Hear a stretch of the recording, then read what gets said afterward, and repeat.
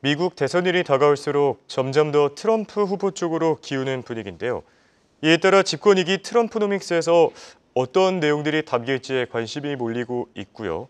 또 우리 내부적으로는 금투세 폐지 문제가 정리되지 못함에 따라 지금 증시에 이어서 채권 시장에서도 혼선이 일어나고 있다고 합니다. 자, 금투세가 예정대로 부과된다면 금리 인하를 기대했던 채권 투자가 사실상 효과가 없지 않겠냐는 얘기들까지 나오고 있는데요. 오늘은 이 문제들에 대해서 알아볼 예정입니다. 도움 말씀에 한국경제신문의 한상춘 논설위원 나와 계십니다. 안녕하십니까? 네, 안녕하십니까? 자, 이제 공화당 전당대회도 어느새 일주일 앞으로 다가왔는데요. 트럼프의 정강 정책, 사실상 대선 공약이나 다름없기도 하죠. 이제 연일 화제가 되고 있지 않습니까? 네, 이제 일주일 남은 것 같아요. 예. 우리가 보면 이제 1월 15일 날 아이콜카스를 중심으로 해서 인물 검증시되고 전당대회 끝나면 이제 대선까지 정책 대회이거든요. 정책 대회에 그 정강이 이제 나오는데요. 이 정강 내용이 상당히 이제 중요하지 않냐 생각합니다. 예. 공화당 전당대 7월 15일부터 열리죠. 사실 가장 그 전당대회 중요한 것은 부통령을 누가 소위 트럼프의 후보의 그 러닝메이트를 누가 설정할 것이냐 하는 측면인데요. 이 러닝메이트 제도는 대통령의 후보의 표를 북돋아 주기 위한 예. 이런 성격이 상당히 강하거든요. 그래서 후보가 약할 때는 러닝메이트를 좀 강하게 세우고 그다음에 후보가 좀 이렇게 강할 때는 러닝메이트를 좀 약하게 하는 이런 사람인데요. 시청자 여러분, 이 얘기를 왜 말씀드리냐면 트럼프의 러닝메이트는 누가 세울 것이냐 이런 측면에서 지금까지 나왔던 사람들에 비해서는 좀 오히려 약한 선물을 좀 선택하지 않겠느냐. 왜냐, 지금은 대선까지 바이든의 또 민주당의 이렇게 입장을 볼 때에는 트럼프 단독 체제로 갈 수 있는 소지가 있거든요. 예. 근데 트럼프 부통령을 센 사람을 하면 본인이 집권 기간 동안에 사실 자기의 의지를 펼치기가 좀 다소 좀 부담스러운 측면이 있기 때문에 그런 쪽에 얘기가 워싱턴 정가를 중심으로 해서 나온다 이렇게 보겠습니다. 예. 자, 정책 대결이니까 정강이 정책이 먼저 공화당이 선수를 쳤죠. 그래서 정강 정책 개혁이 16페이지 20개 분야인데요. 비교적 선거에 이렇게 분위기가 압도하다 보니까 굉장히 요약식으로 트럼프 일기 때보다는 굉장히 세련되게 나왔다 이렇게 보겠습니다. 그중에 이제 몇 가지 내용을 좀 말씀드리면 마가는 뭐 재천병을 하고 마가 내용은 좀 잘 아시겠습니다. 그리고 이번 같은 경우에는 공화당의 전통을 지킨다 하는 측면이 사실 눈에 띄는데요. 공화당 전통은 스트롱 아메리카 정책, 스트롱 달러 정책입니다. 이 체제에 굉장히 세부적 내용들을 갖고 있는데요. 예. 시간을 이렇게 내서 다른 문제를 좀 해서 나중에 한번 정리해드리겠습니다. 그리고 중국은 일기 때 정책이 의외로 좀 잘못 먹혔다 하는 측면에서 중국을 적이다. 모든 수단을 동원해서 중국을 두드린다. 중국을 길들이기로 한다. 요즘 중국이 북한을 길들이게 한다는 표현에서 길들이기라는 표현이 좀 유행하고 있습니다는 미국이 중국을 길들인다. 이렇게 이제 보시면 되겠습니다. 이렇게 공화당은 주도면 매력에 나가고 있는데 민주당은 아시겠습니다는 권력력에 집착한, 이건 제가 표현하는 게 아니라 미국의 현지에서 민주당의 전통적 지지층이 이렇게 표현하는 겁니다. 권력력에 집착한 바이든이 바이든 때문에 민주당이 자중질환을 하고 있다. 사실 바이든의 대체 후보를 내야 될 때 시간이 지금 얼마 안 남고 있거든요. 그렇죠. 그런 측면에서는 좀 본인 자신이 권력력을 내려놓고 그다음에 민주당을 위해서, 미국의 국민을 위해서 바이든이 이렇게 내려와야 되는데요. 권력이 굉장히 쉽지는 않은 것 같습니다. 한번 맛본 사람들은 쉽지 않은 것 같습니다. 그런 걸 단적으로 보여주는 대목이 지금 민주당의 분위기 아닌가 생각합니다. 맞습니다. 시사하는 바가 참 많지 않나 이런 생각도 들고요. 네, 그렇습니다. 자, 그리고 아무래도 주식 투자자 입장에서는 트럼프가 앞으로 연준을 어떻게 대할지, 어떻게 관리할지, 그리고 또 방향성을 어떻게 설정할지에 대한 궁금증이 참 많을 것 같은데요. 일단 연준에 대해서 어떻게 할 걸로 보십니까? 네, 가장 궁금한 점이죠. 사실 연준에 대해서 아마 증시 투자 입장에서는 가장 관심이 되는 게 아닌가 생각합니다. 이 내용은 정강 정책의 세부 내용으로 포함된 것이 트럼프의 공약의 요약집이다 해서 헤리티지 재단에서 나오는 프로젝트 2025의 계획을 보시면 아시겠습니다. 이 내용도 굉장히 큰 내용들을 갖고 있습니다. 트럼프는 바이든 정부가 인플레 대책에 실패했다 하는 얘기입니다. 그러면 실패의 책임은 바이든이 지지만 궁극적으로는 연준과 파월에 대한 노골적 분만, 이걸 포함시키는 거거든요. 그래서 여기에 어떤 식으로는 개선이 필요하지 않느냐 하는 측면에서 파월은 교체한다. 2026년 2월까지 됐든 이것은 교체한다. 하는 이 문제는 시청자분이 잘 아실 거로 생각합니다. 근데 이 내용은 방송을 통해서 본조로 전해드렸습니다는 헤리티지 프로젝트 2025에 페드에 대한 개편안 3가지가 나왔습니다. 자막을 돌려서 굉장히 중요한 내용이기 때문에 한번 보면 예. 일단 페드 폐지론. 우리가 연준의 폐지론에 대해서 한번 방송을 했던 적이 있습니다. 자, 물가 안정의 책임을 못하는 페드가 있을 필요가 있는가 하는 측면에서 페드 폐지론이 첫 번째 나왔고요. 그다음에 페드에 대한 독점론. 누가 독점? 대통령이 독점한다. 그러면 독점은 인사권이죠. 의장뿐만 아니라 지금 예. 이제 의장은 대통령의 임명으로 돼 있지만 보드 멤버들, 페드의 보드 member들이 지금 파월이 약하다 보니까 보드 멤버들이 힘이 크지 않습니까? 이 보드 멤버들도 금리 결정을 갖고 있는 인사들도 대통령이 임명한다.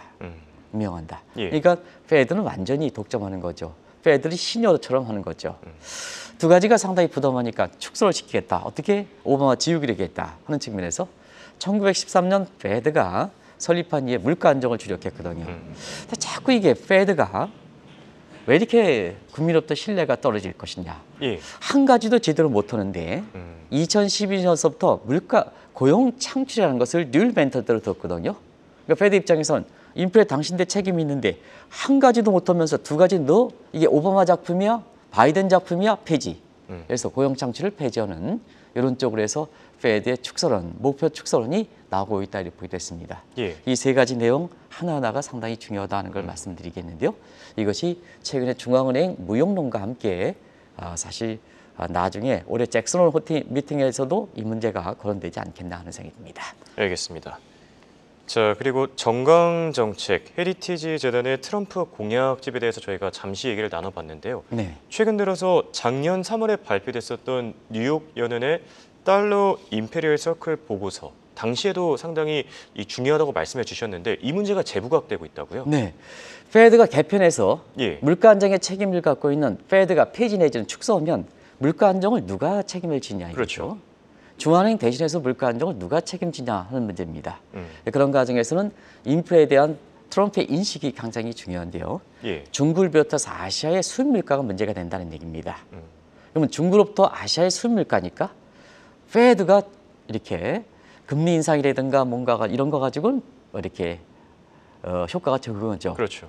그러면 뭐냐? 달러 강세 정책을 취한다. 그러면 수입 물가 안정시킨다. 예. 페드 역할 축소시키면서 자 트럼프 입장에서는 물가 안정을 시킬 수 있지 않느냐 하는 측면에서 앞서 말씀드린 같이 전통적인 공화당의 이렇게 스트롱 달러 정책을 재구축할 것이다 이렇게 보시면 되겠습니다. 예. 그런 측면에서 이건 사실 트럼프가 만들어낸 건 아닙니다. 작년 3월에도 우리도 뉴욕 연준에서 그때 당시에 더 달러스 임페리얼 서클이라는 이런 표현을 보고서가 나왔거든요. 예. 그 보고서의 메커니즘은 저렇게 되어 있습니다. 그래서 수입 물가는 한마디로 달러 강세를 잡겠다 하는 측면입니다. 그러면 달러 강세를 잡으면 결과적으로는 달러 독주의 브레튼 우즈 체제를 강화한다는 얘기거든요. 뭐 시청자 여러분 아시겠지만 달러 강세의 브레튼 우즈 체제는 대체로 민주당과 공화당 해서 2차 세계대전 이후에 이렇게 됐지만 결과적으로는 브레튼 우즈 체제를 가장 강하게 결성시켰던 것이 스트롱 달러 정책으로는 공화당 집권 시절이었습니다. 이걸 다시 부활시키겠다는 입장이거든요. 그런 측면에서 이러한 그 정책이 느닷없이 툭 튀어나온 게 아니고 예. 많은 맥을 갖고 있다. 미국에서 그만큼 성숙되어 있다. 이런 걸 받아들인다는 측면에서 트럼프가 정치 쓰레기로서 일기 때에 달리 상당히 세련되어 있다. 이번에 TV 토론에서도 상당히 세련됐다는 평가를 받고 있지 않습니까? 예. 이런 정강 정책에서도 상당히 맥을 같이 오고 미국의 본질에 가장 적합한 정책을 오히려 민주당보다는 공화당이 내두고 있다. 다음 달에 이렇게 민주당의 전당대회가 있습니다는 전당대회 정강 정책에서 뭘 보시냐. 그때 이제 방송을 해드리겠습니다는 예. 굉장히 선수 치는 입장이 지금 공화당이다 이렇게 보게 됐습니다. 예. 왠지 트럼프 후보가 재평가받았다는 그런 얘기들도 많이 들었는데 네네. 이해가 되는 대목이고요. 자, 그런데 물가 안정, 달러 독주 등 트럼프가 공약을 이행하기 위해서 제니 옐런이 최근 부각되고 있다고 합니다. 이건 무슨 얘기입니까? 가장 행복하신 분이죠. 오늘 한번 보겠습니다. 아까 파월이 금리 인하를 시사했다. 예. 그다음에 국채 입찰도 대단히 잘 성공하겠습니다. 그러면 10년물 국채 금리는 떨어져야 됩니다. 그렇죠. 김천 PD 한번 10년물 국채 금리를 보여주시기 바랍니다. 10년물 국채 금리가 거꾸로 올랐습니다. 그렇죠. 이건 파월의 얘기가 맥히지 않는다. 아, 자, 그리고 국채 입찰에도 국채 입찰이 잘 됐으면 국채 가격이 올라가고 금리가 떨어져야 됩니다. 결국 국채 시장도 트럼프의 영향을 많이 받는다는 얘기입니다. 그런 과정에서 오늘 마켓워치에 우리 예. 홍영국께서 이걸 좀 설명해 주시죠. 이게 제목입니다. 예. 이 제목을 먼저 설명하면 제가 준비를 하겠습니다. 예, 보면은 hopes for cooling inflation are stifled by Wall Street's expectations for Trump. 자, 2.0.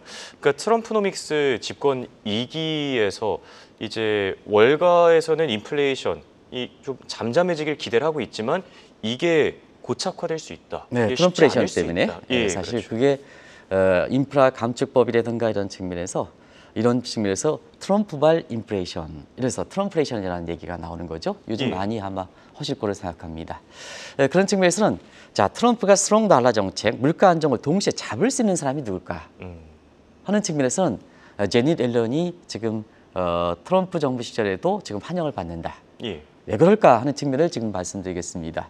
자, 제닛 옐런은 페드 의장과 미 재무장관의 재무장관의 역할을 동시에 했습니다. 자막을 좀 뒤쪽으로 가주시기 바랍니다. 예. 왜 이렇게 트럼프가 환영을 했을까 하는 측면에서 뒤쪽으로 좀 가주시기 바랍니다. 자, 인플레 목표는 페드가 뭐냐? 페드 의장으로서 제닛 옐런이 있을 때 잘 달성했습니다. 예. 그래서 일기 때 워낙 그렇게 제닛 옐런이 역대 페드 의장으로서 좋은 평가를 받기 때문에 파월이 의외의 인물이었었고 제닛 옐런이 연입되지 않느냐, 페드 의장으로서. 그렇죠. 근데 트럼프가 뭐냐, 일기 때 가장 잘못된 실수가 지금 원수 관계인 파월과의 이미지지 않습니까? 그런 측면에서 보면 제닛 옐런을 물가 안정의 책임으로 이렇게 경험이 많은 사람이고요. 그다음에 스트롱 달러 정책은 재무장관으로서 경륜이, 왜냐하면 환율은 재무장관이기 때문에 예. 재무장관이 필요한 거죠. 자, 그런 측면에서 제닛 옐런은 어떨까 하는 측면은 바이든 정부 때 이미 뭐냐, 이 스트롱 달러 정책을 추진했죠. 그렇죠. 한번 되돌아보겠습니다. 2021년 4월 달에 인플레 쇼크 1차, 그다음에 10월 달에 인플레 쇼크 2차. 이때에 사실 페드와 파월은 인플레가 일시적이다. 예. 물가 평균 물가 제고비에서 인플레를 방관했거든요. 근데 바이든 정부의 실질적인 경제 정책의 책임은 제닛 옐런은 물가를 잡아야겠다. 문제는 수입 물가 때문에 그렇다. 그렇죠. 그래서 그때 신환율 전략이라서 달러 강세 정책을 취했지 않습니까?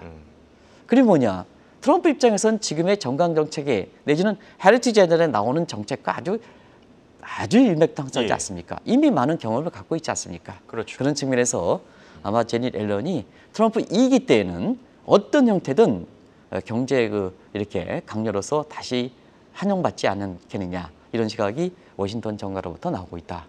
그리고 정강 정책이 나오고 나서부터 더 확실하게 제닛 옐런이 영업할 것이다 하는 이런 얘기가 나오고 있다 이렇게 보고 있습니다. 예.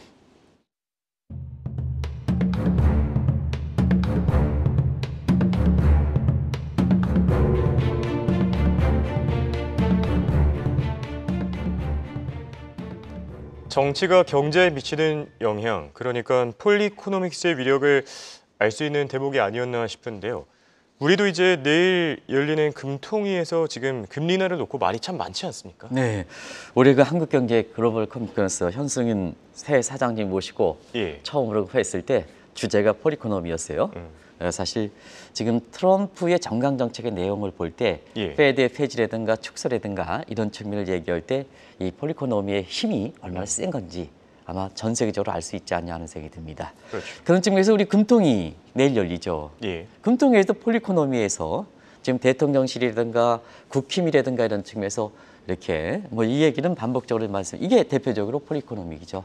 그런데 이 금리 인하라든가 금리 변경 문제는 한은에 맡겨야 된다 하는 것을 다시 한번 말씀드리겠습니다. 예. 자, 그러면 한은 입장에서는 어떻게 될 건가 하는 측면을 보겠습니다. 한은은 지금 물가 안정을 고집하고 있습니다. 한은의 설립 목적에서 물가 안정 쪽을 고집하는 약자이거든요. 자막이 돌아가겠습니다는 사실 그런 측면에서 물가 안정만을 고려할 때 지금 금리 인하가 필요한 것이냐 이렇게 한번 보겠습니다. 그러면 이제 5월 달에 한은이 경제 전망했던 내용을 한번 보겠습니다. 내년 상반기에 2.1%, 2.2%, 하반기에는 2.1%입니다. 그러면 이제 왜 올해 하반기를 얘기하지 않느냐 하는 측면에서는 통화정책의 시차는 지금 금리 변경하면 예. 하반기에 나타나는 게 아니라 시장은 그렇게 움직이겠지만 물가에 영향을 미치는 케인즈연의 트랜스미션 메커니즘의 통화 시차를 보면 실물 경제 영향을 비해서 물가일 때는 대충 시차가 있는 거거든요. 그렇죠. 그래서 9에서 1년 정도거든요. 그래서 9개월에서 1년 정도를 거친다고 본다면 내년 그 상반기와 하반기에 소비자 물가라든가 이런 것이 얼만큼이 될까? 지금의 타겟팅은 지금 조정해야 되니까 그런 예. 측면에서 하는 전망에 내년 하반기 2.1%는 인플레 타겟팅 선에 2%에 근접하지 않습니까? 상반기 2.2%도 근접한 수준 아니겠습니까? 그래서 지금은 대통령실과 그다음에 국힘의 금리 인하에 대한 압력 여부와 관계없이 예. 한은에서 고집하고 있는 물가 안정만을 감안한다 하더라도 그것이 뭐 MZ세대라든가 소상공인이 이루어지지 않는다 하더라도 충분히 금리 인하를 단행할 수 있다 하는 것을 말씀드리겠습니다. 예.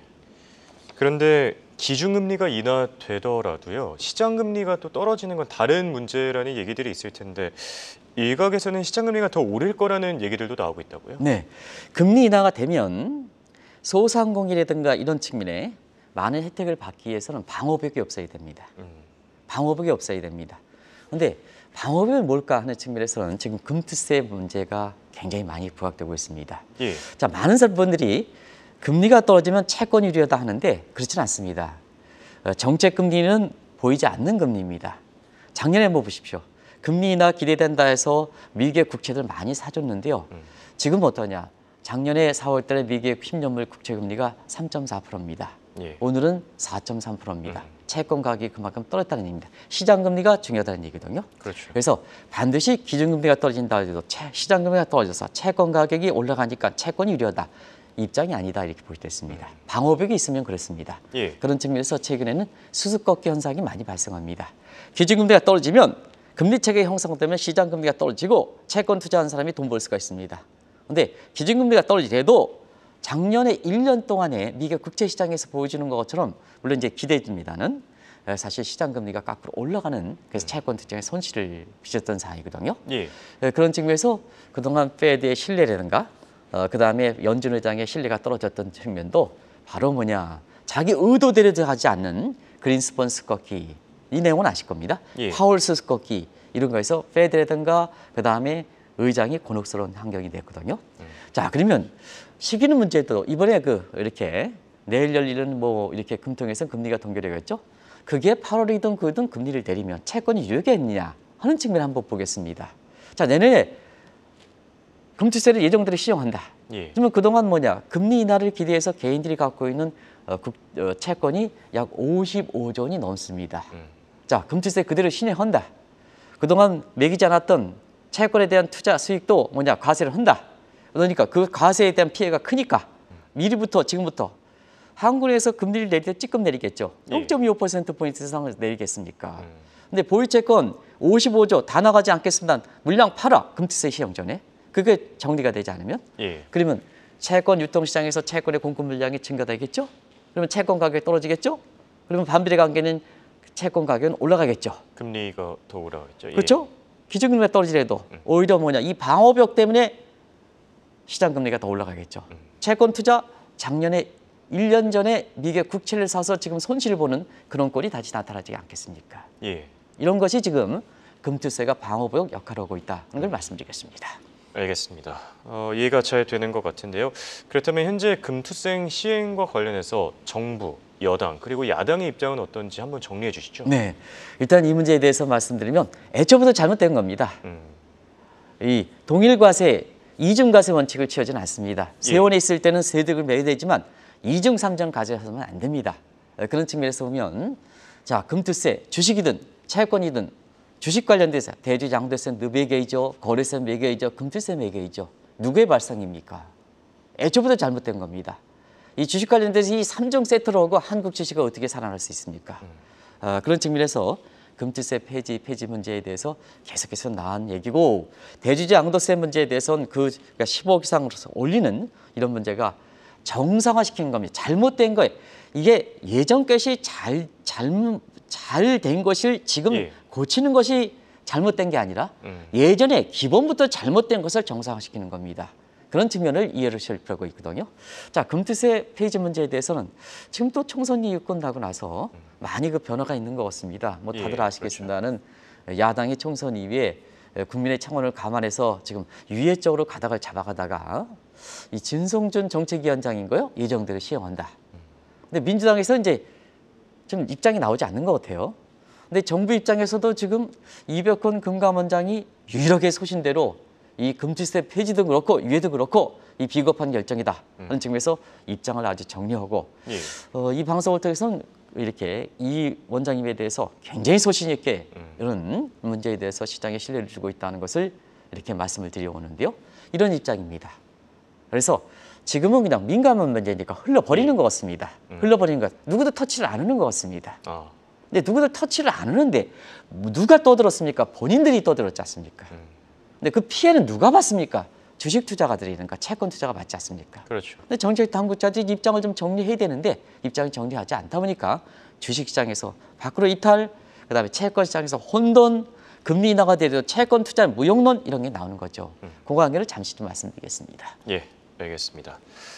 자, 끝으로 만약에 금투세가 예정대로 시행된다면은 본드런이 발생한다는 시각도 있는데요. 어떻게 보십니까? 네, 어제 그 한국경제TV의 오후 방송 때 예, 지방은행의 연체율 문제에 대해서 아주 새로운 그 현승윤 사장이 와서 경제 이런 걸 강화하다 해서 굉장히 중요한 했는데요. 예, 거기 보서 우리나라의 지방은행도 중개 지방은행 못지않게 지금 레고랜드 사태를 비롯해서 굉장히 어려운 사정이거든요. 예, 지금 외환위기 이후에 연체율이 가장 높지 않습니까? 그렇죠. 이런 상태에서 만약에 금투세 문제가 예정대로 가서 사실 우리나라도 먼드런 사태라든가 한국판 SUV 사태가 발생하면 채권을 그동안 금리 인하 기대를 해서 이렇게 투자했던 사람들이 의외로 손실을 많이 볼 수가 있습니다. 아, 제가 아주 채권 투자자들 생각해서 굉장히 조심스럽게 말씀드리는데요. 그래서 한국도 사실 금투세가 예정대로 이렇게 시행될 때는 증시는 뭐 이미 예, 뭐 한국 투자가들이 밖으로 나가서 굉장히 이렇게 부정적 효과가 많이 나타나고 있습니다. 채권 시장도 이런 모습이 나오거든요. 아, 그런 각도에서 지금은 제가 한번 말씀드리겠습니다. 가금이 예, 금투세 폐지 정부와 정책 당국 입장이다. 금투세 예정대로 시장이 민주당입니다.